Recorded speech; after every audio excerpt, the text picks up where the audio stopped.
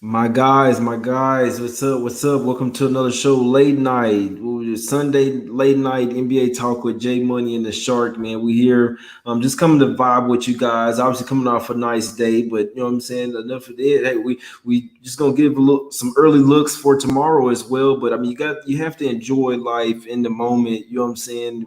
When things are going good, man, enjoy it, my guys. Hey, when things are going bad, think about the positive times. You dig what I'm saying? What's up, Shark? Everything good with you, my guy?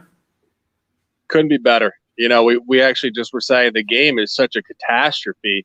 We should come on here and talk about it. And the game is just a wash. I mean, I just looked at the box score before we came in here for the little preemptive conversation 90-64.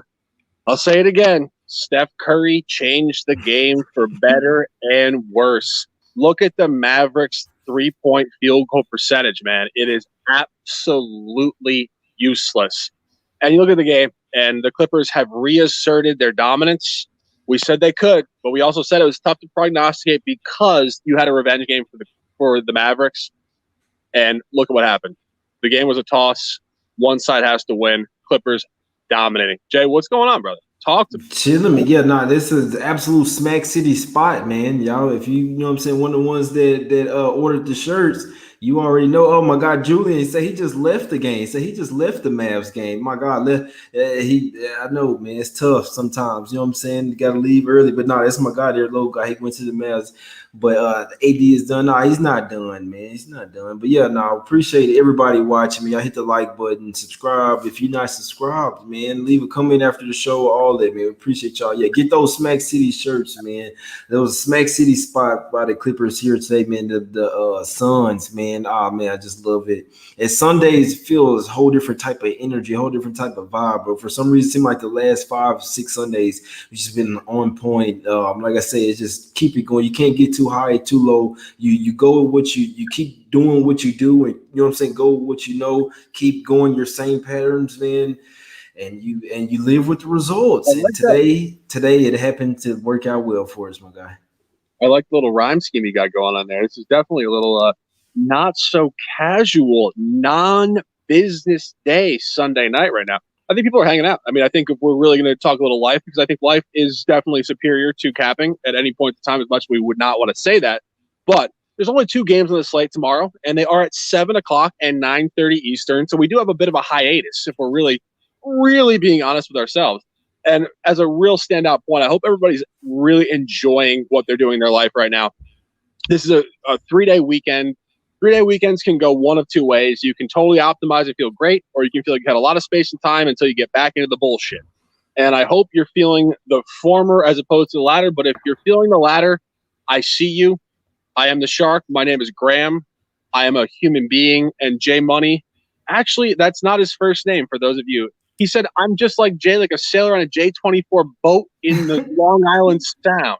And I'm from Chicago, but he's not. And so anybody, if you ever anything to say, hit me up in the DM, Shark to Sports on Twitter, because there is life behind the actual sports prognostication. We couldn't get here without life, and we love to do it, but trust me, we wouldn't be able to do it without actual life. And we can talk some games, and we can talk about this game going on right now. But obviously, as I just mentioned, we look at this hat here, and I Look, think there you go. What you liking tomorrow, man? That's the first game on the slate. The Sixers versus the Wizards closeout game. What you thinking? Is it 1-2-3 Cancun, my guy? I do think we're going to get a cover here from the Sixers. And of course, I have the 2001 Sixers hat on. Shout to Allen Eric, Iverson. Eric Snow. Eric Yeah, Snow, the yeah. So distributor. Tyrone Hill, the Pembe Mutombo.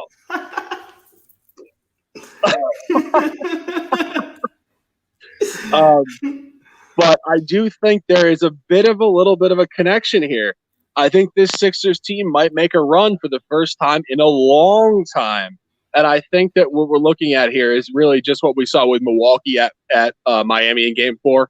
I think the Wizards will make a bit of a pure professionalism, respectful run, which, of course, Miami did in the first half. And I think they're going to fade down the stretch. I think this is going to be at least at the minimum a double-digit win. And I think you saw it in Game 3. if Washington was really going to show up in this series to make it a series, they would have done it in game 3, the double revenge, ultra motivated spot at home. They did not. They got blown out by 29 points. And truthfully, I saw a couple of people talking about how the NBA playoffs are so obvious, blah, blah, blah, all this shit. Jay and I are very contrarian bettors. If we're betting the obvious, that should tell you something about it. And I do think that the 76ers will cover the spread with reasonable authority tomorrow. Yeah, exactly. Yeah, I could not talk you off that. The Wizards hadn't really shown a whole lot. We know. So Bill was already not 100%. Then you had Westbrook going down. Now Ish Smith is looking like he might not even play as well. That's their backup point guard. So I'll tell you, man, there's no way in hell I'll be looking at the Wizards here. Obviously, I mean, these boys could be looking towards have their bags packed, as we always say, looking towards vacation. Obviously, they're not going to go down without a fight. But I can only look Sixers here, my guys. The way I look at it, I hate bet totals, guys. I really do. We got a total of 230 in this one. With this 76ers type of defense, I can really see them coming out here, stifling them, putting them away early here. I kind of like the under here. I hate betting totals, like I say, but it's crazy. I think that if I was to bet some tomorrow, not obviously just 2 games, not super strong. I'll be perfectly honest with you, not super strong, but I think that under Sixers Wizards, I think that's a nice low spot, my guys. But yeah, you know me, I like to stick to the sides, man. I might just, if we ride in Sixers, I might just go with you on that one, my guys. Yeah, you know, we looked at what happened in the last couple games. Again, this whole idea, and I'll be the first person to say it, and I have said it. I'll say it again. Certain veterans have massive respect points, and I said it about Jimmy Butler. And Jimmy Butler, for me, is very similar to a Bradley Beal, a similar age demographic and whatnot. They'll show up for a bit, but the group is just not there. They're just not there. And, you know, secondary point also, you look at Luka Doncic tonight. Obviously, you made the comment before about a cervical soul. I had the inside info that he was injured. I'll let you boys know. AD and Luka. I told you boys, both of them was, you know what I'm saying, they're not 100%. And let's go towards that game tomorrow. Westbrook and Beal both nursing injuries here. And I think you're just going to see it. Just, you know, it can be obvious. And I'll say it again. Sharps, and I would say J Money, Cash Money, and the Shark, very sharp analytical minds. We oftentimes will lose when it's too obvious. And it's something that I've worked towards this year to adjust to when it's too obvious. I think this is very obvious. I think the Sixers clean them up tomorrow.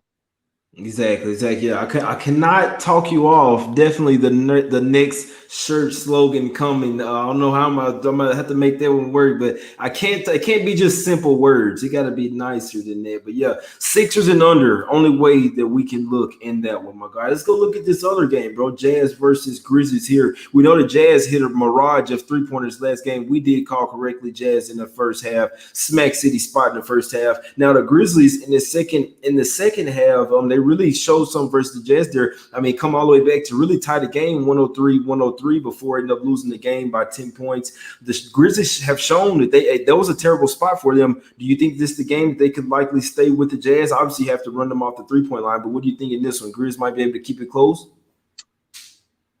Yeah, I do actually. I think they're going to give them a huge effort here. I think they're very well coached. I've said it numerous times. Taylor Jenkins, my man, Ivy League, UPenn. I just think that what you saw last game was basically the Jazz resetting home court, and they had to win that game. And now I do think that Utah will win this game. The question is, will they cover the spread? And you saw what happened last time. Memphis actually took the lead in the fourth quarter. And, of course, Utah just said enough is enough, and they went on a 14-2 run to close the game. But I do think when you really look at the dynamic here, the psychological environment, Memphis knows if they lose tomorrow, they're going to get throttled in Game 5. Mm-hmm. This is their last stand in the grindhouse tomorrow. And I think you have to back them. And, again, this is not necessarily numerical backing. A lot of the things in the regular season that I've talked about don't necessarily apply to desperation games in the playoffs. Jay, you've made the comment numerous times, and you're spot on with it. I do think when you really look at this game, this is definitely a Grizzlies lean off the bat.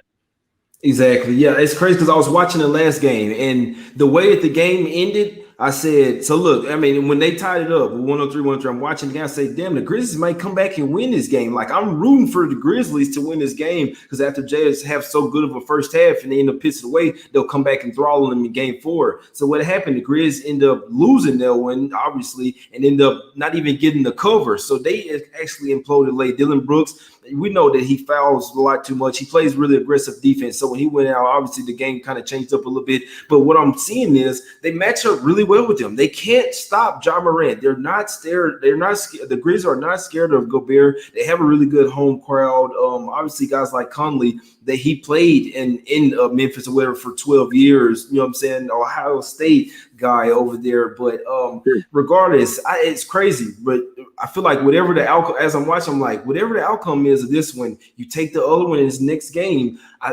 I heavily lean to Grizzlies. I really do think that's the right side here. Like you say, Shark, I remember it was a game versus Blazers play-in tournament, and I think they were getting 6 points regardless. They lost the game, but it went down to the wire because the Grizzlies just would not give up. They're a desperation type team. They're going to do whatever they have to get us the cover. Yeah. I like the Grizz. I got some Grizzly socks, Shark. I might put them on. And, like really when, I mention the coach all the time, but you go to the mental makeup of the group.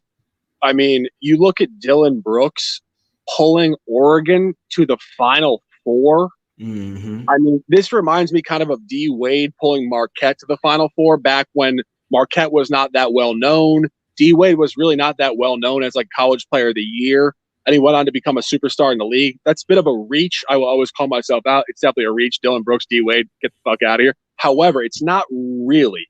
It's the understanding of like under-recruited guys to a certain degree having massive upside and massive motivational upside. And when you watch Dillon Brooks play, I mean, I watch that dude. I'm like, this guy is a fucking junkyard dog. Mm-hmm. Like, he is like, he wants to kick your ass, and then he's going to tell you about it. He's going to kick your ass again. Mm-hmm. Like, he is so fucking passionate, man. Like, he inspires me. And then you take that, and then you take Ja Morant, Jaren Jackson, JV, and a bunch of these other dogs. Your brother, your brother, Jonas Valanciunas. So look, you know what? I feel like the Grizzlies gonna cash for the simple. I kind of spoke this into existence. I said, doesn't my guy Sharp look like Jonas Valanciunas? Does he kind of like that? And so we're sitting here talking about him right now. And you favor him, you Travis Kelce and Jonas Valanciunas. But I mean, they're famous athletes, so I mean that's a compliment, my guy. But I think for that, I think Valanciunas might go over. So look, your twin brother or third cousin, whatever he is, he's probably going to hit his prop tomorrow just because we're talking about Valanciunas going off. Guys, and look, don't get it twisted, guys, in the chat. I see. So Donovan Mitchell is the best player on the floor. He is. I think the Grizzlies can hang with them boys because full team squad, like the way that they're playing, the Jazz hit a bunch of threes, played a perfect first half. And then you piss away the lead. You let the Grizzlies take the lead in the fourth quarter. How does that happen? The Grizzlies can stick with them. And this game, desperation, I'm going to look at it deeper, guys, because the first half may be the stronger spot for them to come out juiced up to start the game. But I think this is a Grizz type of game. We got to find some type of way to get on the Grizz here, in my opinion. Another thing about something I just watched in the game, I didn't sense the Memphis crowd was really alive in the first half. And they got really live in the second half. And then, of course, the commentators were just great commentators. They told me there hasn't been a playoff game in Memphis in 4 years, which I remember. Tony Allen, first team defense, chirping it. I was like, this fucking guy, come on. But truthfully, I do think there's definitely a charisma aspect to the crowd. And I think the crowd didn't really have their legs. It sounds ridiculous, but the crowd was flat in the first half. Of course, Memphis didn't come out and give them that energy. They were down in the first quarter. But I think the crowd, that's a big crowd. Memphis, Tennessee is a passionate group of people. It's a passionate town demographic. I think the crowd will be behind them way more out of the gate tomorrow. And I think it's just a great side all around when you look at it. Exactly. You know what? I really do think, now that I'm thinking about it, guys, the Grizzlies early. So even if they are going to cover the game, they're not going to come out and get smacked in the first half again, then with a comeback again. Though it may flip. it may flip to where the Grizzlies bring that momentum into the start of this game, and then the Jazz could pull away. I mean, obviously the Jazz are. Don't get it twisted, guys. Other than John Morant and you know what I'm saying, obviously Dylan Brooks trying to keep them in it. Valanciunas is a baller. Jaren Jackson Jr. has not been, you know what I'm saying, all the way to 100%. He hadn't been playing all year. Other than John Morant, obviously the Jazz are a lot better team. I mean, the way they move the ball and when they're hitting their threes, obviously they're one of the top 3 teams in the league, of course. But I think the Grizzlies really come out with some juice here, guys. In this first half, I might be sprinkling some on first half money line for the Grizz here, my guys. Yeah, could you talk me off? No, but I could talk you on it further. And you know, I feel like this is the beautiful thing about consistency. The consistency. We're here, we're now, and we are always here. Shark Sports. J Money is money. And welcome to the fucking channel, Real Talk. Like, we're about to go on here every single day next regular season, and we are in the very beginning. We can't wait to do it. But that being said, I made the comment last night about Memphis being essentially in the very beginning of their arc as a potential deep playoff team here. I foresee them being in the Western Conference Finals within 2 to 3 years. And I am looking forward to it because I respect their group immensely. And I just think that the showcase to when a future championship type of roster is going to get there is how they function when they know they're not going to advance. They know they're not going to advance over Utah here, but just how they take care of business in their home stadium in a desperation spot. I bring you back to the Warriors back in 2012, 2013. They were showing signs. They went to 7 games as an 8 seed. And then the next year they came out and they became the championship group. I think Memphis is right on the cusp of that. And I think buying them today, it is now officially my favorite Monday, Memorial Day. Shout out to all people celebrating because I respect the fuck out of you guys. And I got to take a sip of Budweiser, America's beer, for that. My God. Yeah, I'm looking at Grizzlies first half sitting at somewhere like plus 40. It's plus 130 at at a couple places, plus 135, but we got basically between plus 135 and plus 140. I'm sprinkling some on it. I'm sprinkling some on Jay. I'm sprinkling some on Grizzlies first half money line for me, guys. And my little mild beer hiatus was not to take away from what I was about to finalize on the thesis, but generally speaking, I do think this Memphis group is on their way to deep playoff runs. I think it starts tomorrow, or today, I should say. I think it starts right here. Jay, you know this. Jake, you know this, right? Oh yeah, this like as the years build on, these boys will get deeper and deeper into the playoffs. Like you said the other day, John Morant, you know what I'm saying, 5 years from now, John Morant in the Western Conference Finals or some shit. I can see it, man. Especially if they keep this same type of group, young guys, and get to re-sign it. Oh, these boys, because they're already a force. I mean, they was in the play-in tournament last year. Now they've officially made the playoffs. Then next year, you know what I'm saying, they'll probably make it into the second round. So the first quarter and first half for the Grizzlies, juice spots. I'm telling you this. I agree with you. And when you are in the beginning of your arc, you have to set the table. This is the game. You can't lose back-to-back games. They might lose, but they might make this highly fucking competitive. You can't lay down against the spread 2 in a row with these hype fans. As I said, they're flat fans. The fans know what's coming now. They took the lead in the fourth quarter. They will be ready. This is the next generation. Jay, you remember how they were with Mike Conley, with Marcus Gasol, Tony Allen, all the boys. This is the next generation. Memphis is a basketball town as much as historical NBA basketball would not tell you that. They have never won a title in Memphis. They definitely didn't win a title in Vancouver, I'll tell you that. And they're ready to go. And this is a game that they want to establish. This is our court. Don't come in here and fuck with us. And I really think at the core of it, you're going to see their best effort here today. Yeah, Grizzlies first half plus 140 for me, my guys. I'm sprinkling some on it. I'm going I'm going half unit right now. I like it though, regardless. But obviously it's the night before. But still, I like this spot for them, regardless. Full game on this one. I think I'm gonna go. I'm gonna go with the first half window because the reason why we faded them in the first half of the last game because they were coming off that road trip. I mean, they came off 4 straight road games. They hadn't been at the house for a while. Played for it. It was a terrible spot for them, and they still showed something in the second half. That showed me a lot for the Grizzlies. I think this time it will flip. I think they come out with juice. I think they'll have the lead at the end of the first quarter and the first half. To be honest with you, the second half, the Jazz could end up turning up and they would really try and take a lead in this series. To be honest with you, so I don't really see the Grizz could take it, but I think that first quarter, first half is really a strong money lines, my guy. Let's cash them, man. It's only 2 games, my guy. But any closing out words before we get out of here, Short? Taking a breath, admiring the environment here. It is Memorial Day. Again, shout out to everybody that made this country great, spectacular, powerful, and decent. And we are working every single moment of time to make it better while also staying the course with ourselves and really enjoying it as we go.